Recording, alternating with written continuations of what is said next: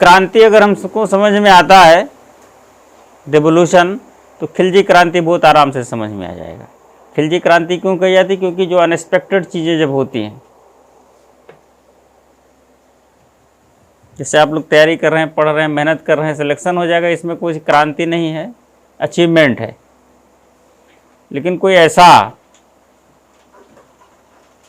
मतलब जो लगातार फेलियर हो, किसी तरीके से 10 साल में ग्रेजुएशन कंप्लीट किया हो, 3rd डिवीज़न, आप उम्मीद नहीं कर सकते हैं कि इसको मतलब परीक्षा के आधार पर कोई जॉब भी मिल सकती है, परीक्षा के आधार पर, और अचानक सूचना मिले यार वो तो टॉपर इस बार का वही है 1 नंबर पर जो उसका नाम है, अचानक। This is the revolution. फिर तो क्रांति हो गई है, सब कुछ बदल गया। क्योंकि इतना बड़ा अचीवमेंट करने के लिए फिर इतना बड़ा चेंज भी तो लाया होगा उसने। अचानक से इतना बड़ा चेंज कहां से आया? सब कुछ बदल गया, फिर तो पूरा सिस्टम ही चेंज हो गया ना। ये रिवॉल्यूशन है।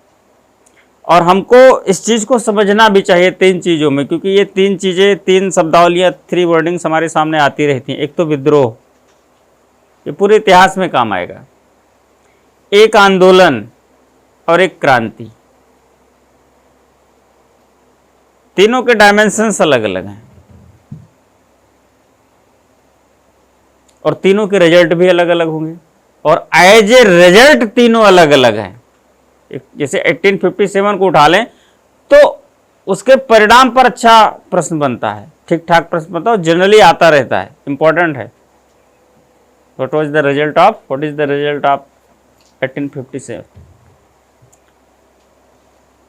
तो कोई एक ऐसा रिजल्ट नहीं है कि जो हम डायरेक्ट बता दें, और रिजल्ट भी 3 पॉइंट ऑफ व्यू से देखे जा सकते हैं। साम्राज्यवादी पॉइंट ऑफ व्यू से देखे जा सकते हैं, राष्ट्रवादी पॉइंट ऑफ व्यू से देखे जा सकते हैं, और मार्क्सवादी पॉइंट ऑफ व्यू से भी देखे जा सकते हैं। तो अगर हम साम्राज्यवादी या इंपीरियलिस्टिक पॉइंट ऑफ व्यू से देखें तो सीधे कहेगा कि भाई हमने हरा दिया, ये लड़े, मारे, खत्म किए। फिर उनके अकॉर्डिंग तो ये विद्रोह ही था ज़्यादा से ज़्यादा, इससे ज़्यादा तो कुछ था भी नहीं। क्योंकि विद्रोह सशस्त्र होता है, डायरेक्ट लड़ाई विद्रोह होती है। युद्ध को हटा दो, एक जो फ्रस्ट्रेशन बहुत दिन से अगर पल रहा हो और बर्दाश्त से बाहर हो जाए, फिर तलवार लेके दौड़ पड़े, मारपीट हो जाए, गुस्सा कंट्रोल ना हो, शुरू हो जाए, है ना, तो विद्रोह होता है। फिर उसका जो रिजल्ट होता है वो डायरेक्ट रिजल्ट विद्रोह का रिजल्ट हो गया, हारे या जीते। और आंदोलन इस पूरे सिस्टम से हमको कोई प्रॉब्लम, उस पूरे सिस्टम में किसी 1, 2, 3 मुद्दों से प्रॉब्लम हो सकती है। जैसे कि मोदी सरकार है, मोदी जी ने 370 हटाया, हम आई लाइक, पसंद है, और भी तमाम सारे एक्ट आए, अधिनियम आए, काम किए, पसंद है। कुछ अधिनियम ऐसे है जिसको पसंद नहीं किया जा रहा है, लोगों ने विरोध किया। तो पूरे सिस्टम में या पूरे सिस्टम से हमारा कोई विरोध ना हो, पूरे सिस्टम को चेंज करने की बात ना करें, पर्टिकुलर उसके किसी एक पार्ट को बदलने की या उसमें सुधार करने की जब चर्चा होती है तो वो आंदोलन के रूप में होती है। इसमें से ये हटाओ, सिस्टम को नहीं बदलना है, उसमें से कुछ सुधार, उसको कहते हैं रिफॉर्म्स। उसके लिए मूवमेंट होता है, उसमें वो तलवारबाजी नहीं होती, वो सशस्त्र नहीं होता। तो क्या होता है, वो एक विरोध होता है, धरना, असहयोग, हड़तालें, है ना, जिससे सरकार को पता चले कि हम नाराज हैं आपके सिस्टम से। बस बताना है कि भाई ये सिस्टम जो आपने हम पर लागू किया हमें पसंद नहीं है, उसमें कोई नुकसान या कोई हिंसा शामिल, वायलेंस आप इंक्लूड नहीं कर सकते। और क्रांति क्या है? क्रांति तो एक समस्या है पूरे सिस्टम से। जब पूरे सिस्टम को बदलने की बात की जाए, भाई आप क्या सुधार करोगे इसका कोई लेना देना, आप जाओ यहां से यार, हटो, मतलब जाओ, खत्म, अंग्रेजों भारत छोड़ो। अब आप चाहे जितना अच्छा करो मुझको पसंद नहीं, आई डोंट लाइक। आप बहुत अच्छा करो बट हमें आपका अच्छा चाहिए नहीं, क्विट। क्रांति। तो रिजल्ट 3 रूपों में हुआ कि नहीं हुआ? अब जैसे हम एग्जाम्पल दे रहे हैं कि तीनों को समझें, तो उसके अकॉर्डिंग हर फील्ड में इम्प्लीमेंट करके हम समझ सकते हैं कि उसकी स्थिति क्या रही होगी। 1857 पर ये तीनों बड़े विधिवत लागू होता है। अगर एलोबरेशन की बात आती है, परिणाम पर चर्चा करिए, क्या रहा समझाइए, कैसे समझाएंगे?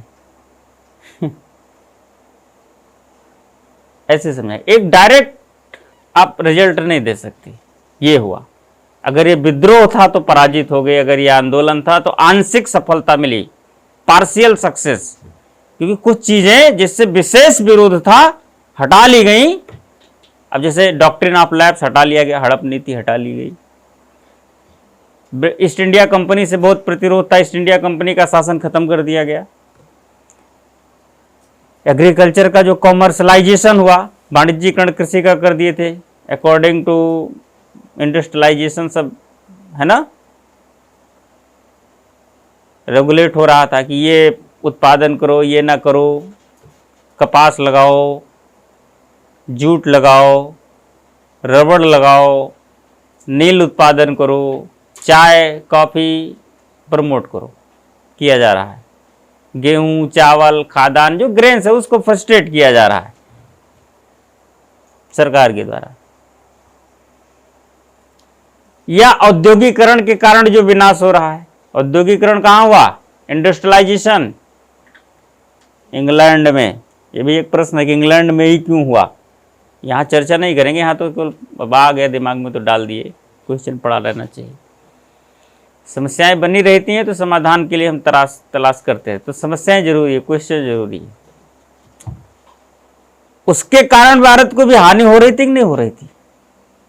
यहाँ की जो उत्पादन प्रक्रिया थी, जो प्रोडक्टिव प्रोसेस था, चाहे वो हस्तशिल्प हो, हैंडीक्राफ्ट, या देसी जो भी प्रोसेस रहा हो, वो तो फ्रस्ट्रेट हो गया ना, क्योंकि यहाँ के अकॉर्डिंग फिर वो महंगे भी थे और क्वालिटी भी उतनी अच्छी नहीं थी। उनके यहाँ का जो आता था उसकी क्वालिटी भी बहुत अच्छी थी, और मशीनरी से उत्पादित होता था तो सस्ते भी होते थे। तो लोग मार्केट जाते थे तो क्या चाहिए उनको मार्केट में? सस्ता और अच्छा, ये तो ढूंढते हैं, चीप एंड बेस्ट। कोई कहता है किसी दुकानदार से हमको बहुत महंगा सामान दो, बहुत खराब दो, खराब से खराब शर्ट निकालो, बहुत महंगे से महंगा रहना चाहिए। तो दुकानदार भी आधे घंटे सोचेगा यार कि मतलब ये इसका मेंटली डिस्टर्ब है, ये इसको कुछ मत दो। है ना? पूरे भारत की मार्केट और इकोनॉमी ध्वस्त हो गई। तो उस पर भी सुधार अंग्रेजों ने दिया 1857 के बाद, दिया कि नहीं दिया? भारत में भी औद्योगिकरण की प्रक्रिया उन्होंने शुरू करी, भाई उद्योग यहीं लगाओ, दिक्कत। तो तमाम चीजें उन्होंने हटा ली, देशी रियासतों के साथ उन्होंने हड़पने की नीति त्याग करके, वगैरह वगैरह सारी चीजें। लेकिन ये जब शुरू हुआ तो सिर्फ इतना ही कहना है कि बंद कब हुआ। फिर एक बार इस प्रकार की विरोधात्मक प्रक्रिया शुरू हुई तो 1947 तक किसी न किसी रूप में चलती रही है ना, बंद नहीं हुई है। फिर हर स्टेप पर किसी न किसी फॉर्म में, किसी न किसी रूप में रही है। और फाइनल रिजल्ट 1947 में इसका देखते हैं। अगर इस रूप में देखें तो दिस वाज ए रेवोल्यूशन, और रेवोल्यूशन तो फिर 1947 में भारत आजाद हो गया, तो कंप्लीट सक्सेस। तो 3 रिजल्ट आते हैं, ऐसे देखें तो 3 रिजल्ट आते हैं ना। एक तो डिक्लाइन, पूरी तरीके से हार गए, विद्रोह आंदोलन में पार्शियल, और यदि क्रांति थी तो सक्सेस।